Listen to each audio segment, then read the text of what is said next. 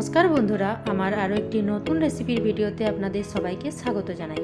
আজ আমি আপনাদের সাথে শেয়ার করতে চলেছি নরম তুলতুলে ছানার গোলাপ জামুন মিষ্টির রেসিপি। এই মিষ্টি দেখতে যতটা সুন্দর হয়, খেতে তার চেয়েও বেশি সুস্বাদু হয়। তো চলুন বানানো শুরু করি। তো এর জন্য আমি 1.5 লিটার পরিমাণ দুধ একটি পাত্রের মধ্যে নিয়ে ওভেনে বসিয়ে দিয়েছি। এরপর এই দুধটি ভালোভাবে ফুটিয়ে নিতে হবে।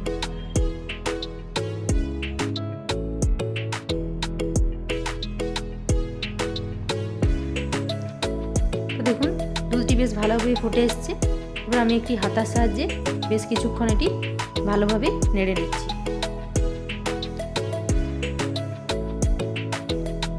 এরপরে আমি এই দুধের মধ্যে দিয়ে দিব 2 টেবিল স্পুন মতো ভিনিগার আর 2 টেবিল স্পুন জলের মিশ্রণটি, যাতে দুধটি থেকে ভালোভাবে ছানা কেটে যায়।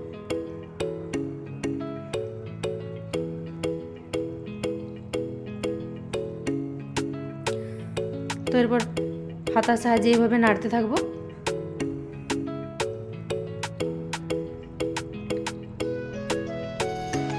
তো দেখুন বেশ ভালোভাবে ছানা কেটে এসছে।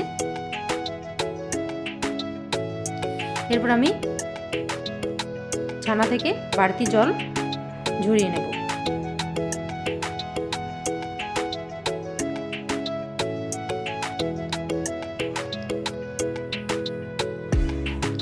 এরপর আমি ছানাটি অন্য একটি পাত্রের মধ্যে নিয়ে হাতের সাহায্যে ভালোভাবে ম্যাশ করে নিচ্ছি, যাতে ছানার মধ্যে কোনো রকম দলা না থাকে।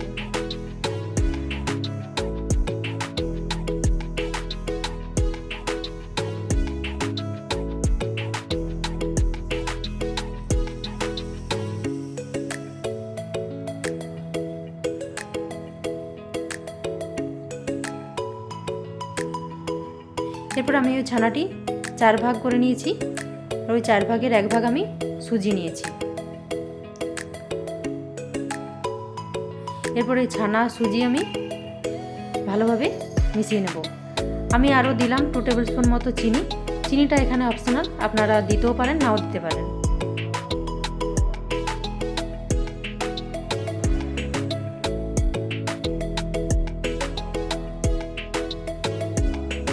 আবারও হাতের সাহায্যে সুজি আর ছানা আমি ভালোভাবে মাখিয়ে নিচ্ছি।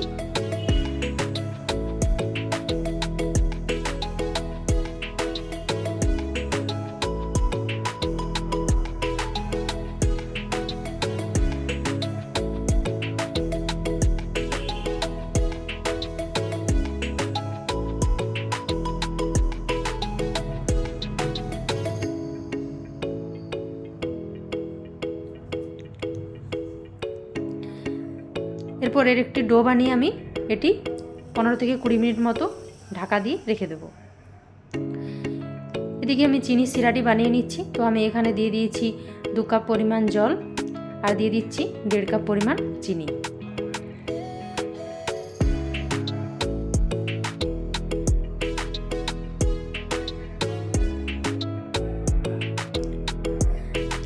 দিয়ে দিলাম একটি এলাচ।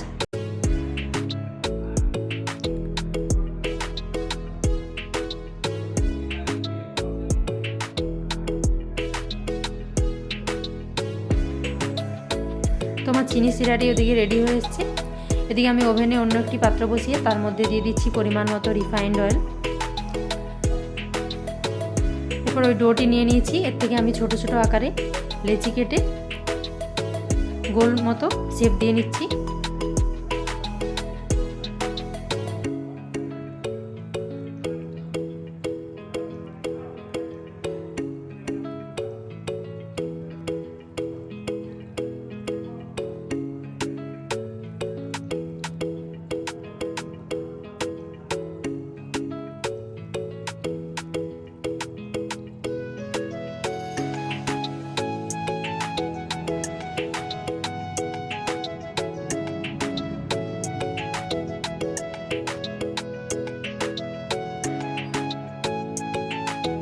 তেল গরম হয়ে এলে আমি এর মধ্যে মিষ্টিগুলো ছেড়ে দিচ্ছি।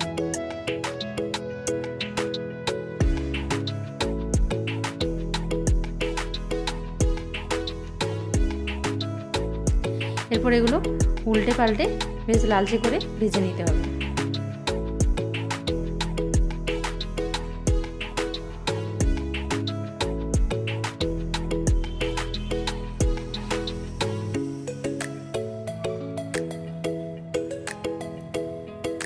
তো দেখুন মিষ্টিগুলো আমার বেশ ভালোভাবে ভাজা হয়ে এসেছে। এরপর আমি এগুলো তুলে ওই চিনির শিরার মধ্যে ছেড়ে দিলাম। তো এইভাবে আমি সবগুলো গোলাপ জামুন মিষ্টি তৈরি করে নিয়েছি। তো আমার এই রেসিপিটি ভালো লাগলে চ্যানেলটিকে লাইক করুন, শেয়ার করুন, সাবস্ক্রাইব করুন। এরকম আরও নতুন নতুন ভিডিও পেতে পাশে থাকুন। সবাই ভালো থাকুন, সুস্থ থাকুন। দেখা হবে আরও একটি নতুন রেসিপির ভিডিও নিয়ে।